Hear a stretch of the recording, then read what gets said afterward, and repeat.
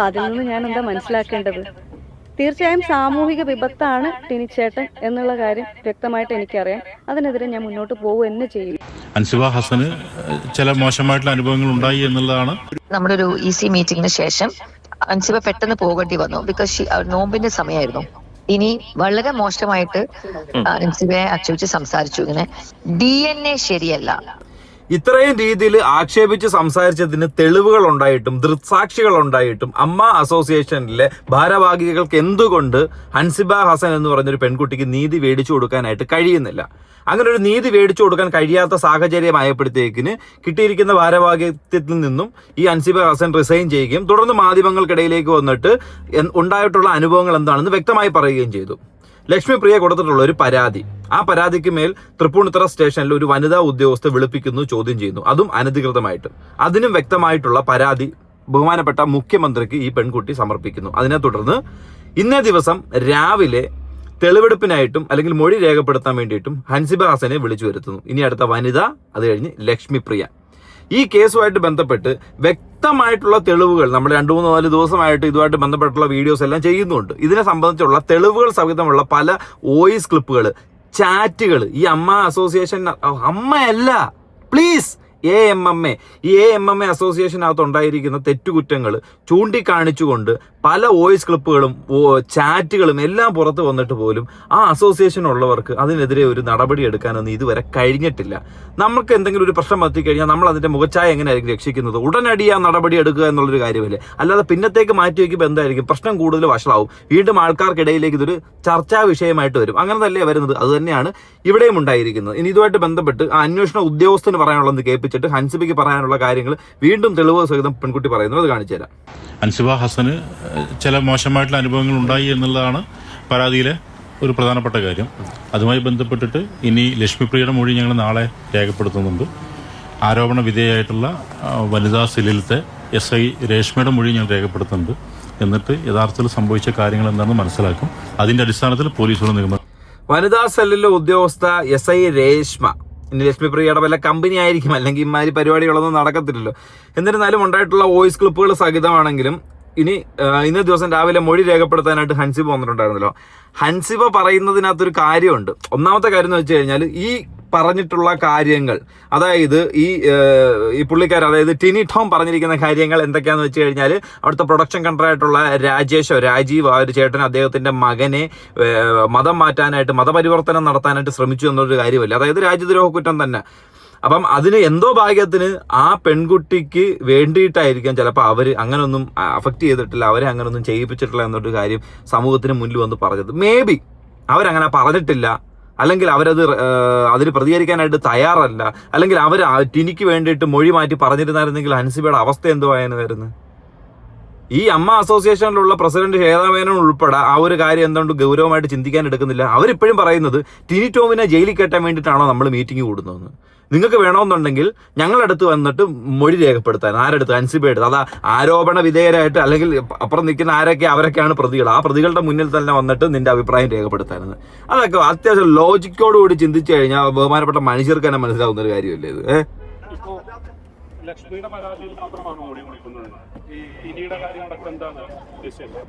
ഇന്നിപ്പോ ലക്ഷ്മിപ്രിയ ചേച്ചിയും പിന്നെ തൃപ്പൂണിത്തുറ വനിതാ സെൽ SI രേഷ്മ മാം, അവർക്ക് 2 പേർക്കെതിരെയുള്ള മൊഴിയാണ് ഇപ്പൊ ഇന്ന് ഞാൻ കൊടുക്കാൻ പോകുന്നത്. അന്ന് അനധികൃതമായിട്ട് എന്നെ പോലീസ് സ്റ്റേഷനിൽ തടഞ്ഞു വെക്കുകയും വ്യാജ പരാതിയിൽ എന്നെ വിളിപ്പിക്കുകയും ചെയ്ത പരാതിയിൽ. അപ്പൊ ഈ ടിനിയുടെ പരാതി എങ്ങനെയാണ്? ടിനിക്കെതിരെയുള്ള പരാതിയും മറ്റു കാര്യങ്ങളൊക്കെ എന്താണ്? ടിനിയോട് എങ്ങനെയാണ് ഇനി സമീപനം? അദ്ദേഹം എന്നോട് മാത്രമല്ല ദ്രോഹം ചെയ്തത്, ഒരു സമൂഹത്തിനോടാണ്. പ്രത്യേകിച്ച് കേരളം പോലെ ഇത്രയും സെക്യുലർ ആയിട്ടുള്ള ഒരു സ്റ്റേറ്റിലുള്ളവരോടാണ് തെറ്റ് ചെയ്തിരിക്കുന്നത്. ഭയങ്കര മോശമാണത്. ഒരാളോടുള്ള വ്യക്തിവൈരാഗ്യം തീർക്കാൻ വേണ്ടി ഒരാൾക്കെതിരെ ഒന്നും കിട്ടാതിരിക്കുമ്പോൾ പേര് ഹൻസിബ ഹസനാണ്, എന്നാൽ പിന്നെ ഇങ്ങനെ ഇതങ്ങ് ഉപയോഗിച്ചേക്കാം എന്ന് കരുതിയിട്ട് തെറ്റായിട്ടുള്ളൊരു മെസ്സേജാണ് സമൂഹത്തിന് കൊടുക്കുന്നത്. ഭാഗ്യവശാൽ കേരളത്തിലാണ് നമ്മളെല്ലാവരും ജീവിക്കുന്നത്. മലയാളികളെല്ലാവർക്കും കാര്യം മനസ്സിലായിട്ടുണ്ട്. അപ്പൊ എന്തായാലും ചെയ്തതിനോട് ഒരിക്കലും ന്യായീകരിക്കാൻ പറ്റില്ല. തീർച്ചയായിട്ടും നമ്മൾ ഹൻസിബ ഹസന് വേണ്ടി സംസാരിച്ചിട്ടുണ്ട്. കാരണം പറയുന്ന കാര്യങ്ങൾക്ക് വ്യക്തതയുണ്ട്. ആ വ്യക്തത കൃത്യമായിട്ട് ആൾക്കാർക്ക് മനസ്സിലാവുന്നുണ്ട്. പറയുന്ന കാര്യങ്ങൾ ഉറച്ചു നിൽക്കുന്നുണ്ട്. അത് മാത്രമല്ല, ആ പറയുന്ന കാര്യങ്ങൾ ശരിവെക്കുന്ന രീതിയിലുള്ള തെളിവുകളും ആ പെൺകുട്ടിയെ കൊണ്ട് പുറത്തു കൊണ്ടുവരാനായിട്ട് സാധിച്ചു. അല്ലേ? നമ്മളൊരു കാര്യത്തെക്കുറിച്ച് സംസാരിക്കുമ്പോഴും പറയുമ്പോഴത്തേക്കും അത് ജനങ്ങൾക്ക് കൺവിൻസ് ആവണമെന്നുണ്ടെങ്കിൽ അതിനുള്ളിൽ തെളിവുകൾ വേണം. ഇപ്പൊ നിയമത്തിന്റെ മുന്നിലോ കോടതിക്ക് മുന്നിലോ നമ്മളൊരു കാര്യമായിട്ട് ചെല്ലുമ്പോൾ ഇത് തന്നെയാണല്ലോ വേണ്ടത്. അതുപോലുള്ള കാര്യങ്ങൾ ജനങ്ങൾക്ക് മുന്നിലേക്ക് പറഞ്ഞപ്പോൾ അതുപോലുള്ള സാധനങ്ങൾ എടുത്ത് ഇടുകയും ചെയ്തു. അതിനെ സപ്പോർട്ട് ചെയ്തിട്ടുള്ള സ്ത്രീകൾ ഉൾപ്പെടെയുള്ള ആൾക്കാർ പുറത്ത് വരികയും ചെയ്തു. അത്രയും കണ്ടിട്ടും കേട്ടിട്ടും ചെയ്തിട്ട് ഈ കാണുന്ന ജനങ്ങൾക്ക് അത് സത്യമില്ല എന്ന് പറയാതിരിക്കാൻ കഴിയുമോ? അങ്ങനെ പറയണമെന്നുണ്ടെങ്കിൽ എന്ത് വേണം?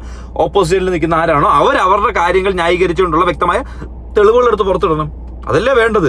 അല്ലാതെ ഞങ്ങളെല്ലാം ഞങ്ങളുടെ AMMA അസോസിയേഷനകത്ത് പറഞ്ഞോളാം എന്ന് പറയുന്നതിനകത്ത് എന്ത് കാര്യമാണ് ഉള്ളത്? അതിനുള്ള ശിക്ഷ അദ്ദേഹം അനുഭവിച്ചേ പറ്റുള്ളൂ. തീർച്ചയായിട്ടും ഞാൻ പരാതിയായിട്ട് മുന്നോട്ട് പോകും. അതിനുള്ളൊരു കാരണം കൂടെ ഉണ്ട്. ഞാൻ അമ്മയിൽ ഓൾറെഡി പരാതി അയച്ചിട്ടുണ്ടായിരുന്നു. അപ്പൊ പരാതി അയച്ചു കഴിഞ്ഞ് അവസാനം മീഡിയയുടെ പ്രഷർ കാരണമാണ് അമ്മയിൽ നിന്ന് പറയണത് കേൾക്കാം. അതിന്റെ മുന്നേ ഞാൻ പല പരാതികൾ കൊടുത്തിട്ടും ഈ കാര്യങ്ങളെല്ലാം പറഞ്ഞിട്ടും ആരും കേട്ടിട്ടില്ല. മീഡിയയുടെ പ്രഷർ കാരണം മാത്രമാണ് എന്നാ കേൾക്കാം എന്ന് പറഞ്ഞു. അപ്പൊ ഞാൻ പറഞ്ഞൊരു കാര്യം, ഇതേ കമ്മിറ്റി തന്നെ കേൾക്കാം എന്നാണ് പറയുന്നത്. അത് ഈ കമ്മിറ്റിയിൽ വിശ്വാസം ഇല്ലാത്തതുകൊണ്ട് അവിടുന്ന് റിസൈൻ ചെയ്ത് വന്ന ഒരാളാണ് ഞാൻ. റിസൈൻ ചെയ്തതിന് ശേഷമാണ് എനിക്ക് മീഡിയയിൽ ഇത് പറയാൻ പറ്റിയത്. അവിടെ ഇരുന്നുകൊണ്ട് എനിക്ക് പറയാൻ പറ്റില്ല. അപ്പൊ ഞാനിത് പറഞ്ഞു കഴിഞ്ഞതിന് ശേഷം ഇതേ കമ്മിറ്റിയുടെ മുമ്പാകെ ഞാൻ ഹാജരായി വീണ്ടും ഇതേപ്പറ്റി സംസാരിക്കണം എന്ന് പറഞ്ഞു കഴിഞ്ഞാൽ എന്നെ പരിഹസിക്കുന്നതിന് തുല്യമല്ലേ അത്? എനിക്കൊരു നീതിയും തരാത്ത ഇതേ കമ്മിറ്റിയുടെ മുന്നിൽ പോയിരുന്നിട്ട് ഞാൻ എന്ത് പറയാനാ? അല്ലെങ്കിൽ അവരെന്ത്? ന്യായമായിട്ടുള്ള ആവശ്യമാണ് ഈ അൻസിബയെ സംബന്ധിച്ച്. കാരണം അൻസിബയ്ക്ക് പരാതിയുള്ള ആരാണോ അവര് തന്നെ അൻസിബയുടെ പരാതി കേൾക്കാനായിട്ട് നിൽക്കുക എന്നുള്ളത്. അത് അൻസിബ എന്നല്ല, അതിന് ഓപ്പോസിറ്റ് നിൽക്കുന്ന ഏത് വ്യക്തിക്കായിരിക്കും. ഇപ്പൊ ഈ ഓപ്പോസിറ്റ് നിൽക്കുന്ന അവരുടെ പേരിലാണ് ഇങ്ങനെ ഒരു ആരോപണം വന്ന് അവര് പോയിട്ട് അവരെതിരെ ആരാ നിൽക്കുന്ന അവരെ കൊണ്ട് നിർത്തിയോ നമ്മളെ കാര്യങ്ങൾ ഡിസ്കസ് ചെയ്യാൻ വേണ്ടിയിട്ട്? ഒന്ന് ആലോചിച്ച് നോക്കി. അവര് പ്രതിപട്ടികയിൽ നിൽക്കുന്ന ആൾക്കാരല്ലേ, അല്ലെ പ്രതിസ്ഥാനത്ത് നിൽക്കുന്ന ആൾക്കാരല്ലേ, അല്ലെ ആരോപണ വിധേയരായിട്ട് നിൽക്കുന്ന ആൾക്കാരല്ലേ? അവരെ മാറ്റി നിർത്തുക, അൻസിബയെ മാറ്റി നിർത്തുക. ഇതിൽ ഒന്നിലും പെടാത്ത ആൾക്കാർ, അല്ല ഈ കാര്യമായിട്ടൊരു ബന്ധമില്ലാത്ത ആൾക്കാർ, അല്ലെങ്കിൽ ഒരു പക്ഷാഭേദം നോക്കി ഒരു നിലപാടെടുക്കാത്ത വ്യക്തികൾ, അവരല്ലേ ഇത് കാര്യ ഗൗരവത്തോടുകൂടി ഇത് കേൾക്കുകയും ഇതിനൊരു തീരുമാനം എടുക്കുകയും വേണ്ടത്. ഇത്രയും സിനിമകളിലൊക്കെ അഭിനയിക്കുന്ന ഇവർക്ക് തന്നെ ഇത്രയും തൊലിഞ്ഞ വിവരമാണല്ലോ എന്ന് ആലോചിക്കുമ്പോഴേ. കേൾക്കാൻ എനിക്ക് വേണ്ടി എന്തെങ്കിലും ന്യായത്തിന്റെ കൂടെ ഇരിക്കുകയോ? ഇതേ ഞാൻ ആരോപണം പറയുന്നത് ആർക്കെതിരെയാണ്? ടിനി ടോം എന്ന് പറഞ്ഞ അദ്ദേഹത്തിനെതിരെയാണ്. അദ്ദേഹത്തെ സപ്പോർട്ട് ചെയ്യുന്ന പ്രസിഡന്റ്, എനിക്കെതിരെ വ്യാജ പരാതി നൽകിയ വൈസ് പ്രസിഡന്റ്, ഇങ്ങനെ ഇരിക്കുന്ന ഇവരുടെ മുമ്പാകെ ഞാൻ വീണ്ടും ഹാജരായി വീണ്ടും ഞാൻ ഈ കാര്യങ്ങൾ പറഞ്ഞു കഴിഞ്ഞാൽ എനിക്ക് നീതി കിട്ടുമെന്ന് തോന്നുന്നുണ്ടോ? അല്ലെങ്കിൽ തന്നെ ഞാൻ ആദ്യമായിട്ട് കേൾക്കുകയാണ് കുറ്റാരോപിതർ ഇരുന്നിട്ട് നീതി തരാൻ വേണ്ടിയിട്ട് സംസാരിക്കുന്ന കാര്യം. മറ്റാരെങ്കിലും ഇരുന്നല്ലേ സാധാരണ സംസാരിക്കുക ഒരു നീതി നടപ്പാക്കാൻ വേണ്ടിയിട്ട്. അപ്പം ഞാൻ ആകെ ആവശ്യപ്പെട്ടത് മറ്റൊരു സമിതിയെ വെക്കണം. അപ്പം ഞാൻ ആവശ്യപ്പെട്ടത്, എനിക്ക് എൻ്റെ മനസ്സിൽ വന്ന 3 പേരുകളായതുകൊണ്ട് മാലാ പാർവതി ചേച്ചിയുടെ പേരും രമേശ് പിഷാരടി ചേട്ടൻ്റെ പേരും ധ്യാൻ ചേട്ടൻ്റെ പേരും ഒക്കെ ഞാൻ പറഞ്ഞത്. അപ്പം ഞാൻ അയച്ച മെയിൽ ആദ്യത്തെ പേര് വിട്ടേക്ക്, മാലാ പാർവതി അങ്ങ് വിട്ടേക്ക്. മാലാ പാർവതി ഓൾറെഡി ഇതുമായിട്ട് ബന്ധപ്പെട്ട് ഞാനും കണ്ടിട്ടുണ്ട് കേട്ടിട്ടുണ്ടോ എന്ന രീതിയിൽ സംസാരിച്ചിട്ടുള്ള ഒരു വ്യക്തിയാണ്. ഓക്കെ, അതുകൊണ്ട് മാലാ പാർവതിയെ വിട്ടേക്ക്. ബാക്കി 2 പേരുകൾ ഇവർക്ക് കൺസിഡർ ചെയ്യാൻ പറ്റുന്ന കാര്യമാണല്ലോ. ഒന്ന് ധ്യാൻ ശ്രീനിവാസൻ. ധ്യാൻ ശ്രീനിവാസന് പുറമേ ഉള്ള ഒരു ഇമേജ്, അദ്ദേഹം ഒരു എന്താ പറയുക, ട്രാൻസ്പെറന്റ് ആയിട്ടുള്ള മനുഷ്യനാണ്. അപ്പൊ അതിനകത്ത് ആരും കൂട്ടു നിൽക്കോ എന്ന് തോന്നുന്ന രീതിയിലുള്ള ഒരാളല്ല. രണ്ടാമത് ഇപ്പൊ MLA ആയിട്ട് നിൽക്കുന്ന ഒരു വ്യക്തി തന്നെ, സിനിമ ഫീൽഡിൽ നിന്നുള്ള ഒരാൾ തന്നെ അല്ലേ. അപ്പൊ അതിനത്രയും ആ ഒരു കാര്യങ്ങൾ കേൾക്കുന്നതിന് അത്രയും ഗൗരവത്തോടുകൂടി ഇതിന് എടുക്കുന്ന ഒരു വ്യക്തിയാണല്ലോ. അപ്പൊ അവരെ 2 പേരെയൊക്കെ എടുത്തിട്ട് മൂന്നാമതൊരു ഓപ്ഷൻ, നല്ലൊരു ഓപ്ഷൻ നിങ്ങൾക്ക് സെലക്ട് ചെയ്യാം, നല്ല രീതിയിൽ എടുക്കാം. അല്ല 2 പക്ഷത്തു നിന്ന് ഓരോ വ്യക്തികളെ എടുക്കാം. അതല്ലേ വേണ്ടത്, എന്നിട്ടല്ലേ തീരുമാനിക്കേണ്ടത്. കൃത്യമായിട്ട് ഞാൻ മെൻഷൻ ചെയ്തിട്ടുണ്ടായിരുന്നു. ഇനി ഇവർ അവൈലബിൾ അല്ല എന്നുണ്ടെങ്കിൽ ബയസ്ഡ് ആയിട്ട് തീരുമാനങ്ങൾ എടുക്കാത്ത ആളുകൾ വേറെ മെമ്പേഴ്സ് അമ്മയിലുണ്ടല്ലോ, അങ്ങനെയുള്ള ആരെങ്കിലും വെച്ചിട്ട് നിങ്ങളൊരു സമിതി ഉണ്ടാക്കൂ, എന്നിട്ട് അവരുടെ മുമ്പാകെ ഞാൻ ഹാജരായിട്ട് ഞാൻ സംസാരിക്കാമെന്ന്. പക്ഷെ ഇതുവരെ ഒരു റിപ്ലൈ പോലും എനിക്ക് ലഭിച്ചിട്ടില്ല. അപ്പം അതിൽ നിന്ന് ഞാൻ എന്താ മനസ്സിലാക്കേണ്ടത്? തീർച്ചയായും സാമൂഹിക വിപത്താണ് ടിനിച്ചേട്ടൻ എന്നുള്ള കാര്യം വ്യക്തമായിട്ട് എനിക്കറിയാം. അതിനെതിരെ ഞാൻ മുന്നോട്ട് പോകുക തന്നെ ചെയ്യും. തീർച്ചയായിട്ടും ഇതുപോലൊരു ആരോപണം ഉന്നയിച്ചിട്ട് അതിന് വ്യക്തമായ തെളിവുകളില്ല എന്ന് മനസ്സിലായിട്ടും, പക്ഷെ ആ പെൺകുട്ടി ആരോപണ വിധേയായിരിക്കുന്ന പെൺകുട്ടിക്ക് ഇത്രയധികം ബുദ്ധിമുട്ടുകൾ ഉണ്ടായിട്ടുണ്ട് എന്നുണ്ടെങ്കിൽ നിയമ നടപടിക്ക് തന്നെ പോകണം. ഈ കാണിച്ച ചെറിയ തമ്മാടിത്തരമൊന്നുമല്ല. ഇതിപ്പോ സിനിമാ ഫീൽഡിലായതുകൊണ്ട് നിങ്ങൾക്ക് അങ്ങോട്ടും ഇങ്ങോട്ടും ഏറ്റുമുട്ടാൻ പോകുന്നു. ഇതിപ്പോ നമ്മുടെ നാട്ടിൽ നടക്കുന്ന ഏതെങ്കിലും അങ്ങോട്ടും ഇങ്ങോട്ടുള്ള വൈരാഗ്യത്തിന്റെ പുറത്താണ് ഇത് കാണിക്കുകയോ എടുക്കുകയോ ചെയ്യുന്നെങ്കിലോ എന്ത് പറ്റുമായിരിക്കും? രാജ്യദ്രോഹ കുറ്റം എന്ന് പറഞ്ഞിട്ട് ആ മുസ്ലിം യുവതി അല്ലെങ്കിൽ യുവാവിനെ പിടിച്ച് അകത്തിടത്തേ ഉള്ളായിരുന്നു. പിന്നെ അവനത് തെളിയിച്ച് വരുമ്പോഴത്തേന് അവന്റെ കുടുംബത്തിന് ഇത്ര വലിയൊരു പേരുദോഷമായിട്ടായിരിക്കും വീണ്ടും നിൽക്കുന്നത്. ടിനിക്ക് അനുകൂലമായ ഒരു നിലപാടാണ് എടുക്കുന്നത്. പലപ്പോഴും അൻസിബയുടെ പരാതി പോലും ചർച്ച ചെയ്യേണ്ടെന്നാണ് ശ്വേതാമേനോൻ പറഞ്ഞത്. അത് കേൾക്കുമ്പോൾ വിഷമാണ് തോന്നുന്നത്. കാരണം ഇത്രയും വലിയ ഒരു ഇതിപ്പോ ഒന്ന് ആലോചിച്ച് നോക്കൂ. ഈ പ്രൊഡക്ഷൻ കൺട്രോളർ രാജീവ് കുടുപ്പന എന്ന് പറയുന്ന അദ്ദേഹം വന്നിട്ട് അൻസിബ അങ്ങനെ പറഞ്ഞിട്ടില്ല, അദ്ദേഹത്തിന്റെ മകൻ കൈലാസ് വന്നിട്ട് പറഞ്ഞു അൻസിബ അങ്ങനെ പറഞ്ഞിട്ടില്ല എന്ന്. അവര് ഒരു സെക്കൻഡ് മാറ്റി പറഞ്ഞിരുന്നെങ്കിൽ രാജ്യദ്രോഹ കുറ്റത്തിന് ഞാൻ ജയിലിൽ കിടക്കേണ്ടി വരില്ലായിരുന്നു. അപ്പൊ അത് ഇവർക്കാർക്കും പ്രശ്നമുള്ള കാര്യമല്ലേ? ഇത്രയും വലിയ ക്രിമിനൽ പരിപാടികൾ ഇവരെല്ലാം ചെയ്തു വെച്ചിട്ട് ഞാനിത് സഹിച്ചോളണം എന്ന് പറയുന്നത് എന്ത് ന്യായമെന്ന് എനിക്ക് മനസ്സിലാവുന്നില്ല. അപ്പൊ ഇത് ചെയ്യുന്ന ആളുകൾ ഒരിക്കലും നമ്മുടെ മുന്നിൽ, ഈ സൊസൈറ്റിയുടെ മുന്നിൽ ഞെളിഞ്ഞു നിന്ന് നല്ല ആളുകളാണെന്നുള്ളൊരു കപട മുഖത്തോടെ നിൽക്കാൻ പാടില്ല. അവരുടെ ആ കപട മുഖം താഴെ വീഴ് തന്നെ വേണം. ഇതുവരെ റിപ്ലൈ ഒന്നും വന്നിട്ടില്ല. അപ്പൊ അതുകൊണ്ട് പരാതിയുമായിട്ട് മുന്നോട്ട് പോകാന്ന് വിചാരിക്കുന്നത് ഇദ്ദേഹമാണ് എന്റെ. അതെ അതെ. ഒപ്പം തന്നെ ഈ സാമ്പത്തിക ഇടപാടുകൾ ഉണ്ടായിരുന്നു. ഒരു കൈലാഷ് ഒരു മ്യൂസിക് ഷോ നടത്തിയിരുന്നു, 11 ലക്ഷം രൂപ അവിടെ കൊടുത്തിരുന്നു. സരയു ഭർത്താവിനെ കൊണ്ട് ഒരു AV ജയിച്ചിരുന്നു, 2.5 ലക്ഷം രൂപ കൊടുത്തിരുന്നു. ഇതൊക്കെ അൻസിബ അന്ന് ചോദ്യം ചെയ്തിരുന്നു കാര്യങ്ങളൊക്കെ. ചോദ്യം ചെയ്തിരുന്നു. ഇത്തരം ചോദ്യം ചെയ്യലാണോ ഇത്തരം ഇങ്ങനെയൊരു മറുപടികൾ ഉണ്ടായിരുന്നു അവർക്കെന്ന്? ഇത് ആദ്യത്തെ ഇഷ്യൂ എന്ന് പറഞ്ഞാൽ ഇപ്പൊ ഞാൻ ഇപ്പോഴാണ് വാട്സപ്പ് ചാറ്റ് എടുത്ത് നോക്കിയത്. അതായത് ജനുവരി 12-ന് പ്രസിഡന്റ് നമ്മുടെ EC വാട്സപ്പ് ഗ്രൂപ്പിൽ മെസ്സേജ് ഇട്ടിട്ടുണ്ട്. ടൈറ്റിൽ സ്പോൺസർഷിപ്പ് ടെമ്പിൾ വരുന്നതിന്റെ ഡിസിഷൻ എന്താണ് എടുക്കുന്നത് എന്ന് ചോദിച്ചിട്ട്. അപ്പൊ അതിന്റെ മുന്നേ ഇതിന്റെ ചർച്ചകൾ നടന്നിട്ടുണ്ട്. അപ്പോൾ ആ സമയത്താണ് ഞാൻ ഇങ്ങനെ വ്യക്തിപരമായിട്ട് ഞാൻ പറഞ്ഞത്, ഇതൊരു ധാർമ്മികതയുടെ പേരിൽ പറയുന്നതാണ്, ഇത് ചെയ്യരുത്. ഒരു വളരെ സെക്യുലറായിട്ട് നിൽക്കുന്ന ഒരു സ്ഥാപനമാണ്. അപ്പോൾ നമുക്ക് ടെമ്പിൾ വേണ്ട, മോസ്ക് വേണ്ട, ചേർച്ച് വേണ്ട, അല്ലെങ്കിൽ നാളെ പാർട്ടികൾ വരും, ഇതൊന്നും വേണ്ട. ഇതൊന്നും ഇല്ലാതെ തന്നെ 32 വർഷം നടന്നു പോയൊരു ചരിത്രം അമ്മയ്ക്കുണ്ട് എന്നിരിക്കെ ഇപ്പോഴും സ്പോൺസേഴ്സിനെ കിട്ടാൻ ബുദ്ധിമുട്ടുള്ള ഒരു സംഘടനയൊന്നും അല്ല. എക്സിക്യൂട്ടീവ് അൻസിബയ്ക്ക് മാത്രമായിരുന്നു അത്തരത്തിലൊരു വിയോജിപ്പുണ്ടായിരുന്നത്? ഞാൻ അങ്ങനെ ഒരു വിയോജിപ്പ് ആദ്യം എന്നിട്ട് ഒരു വോട്ടിംഗ് നടത്തി.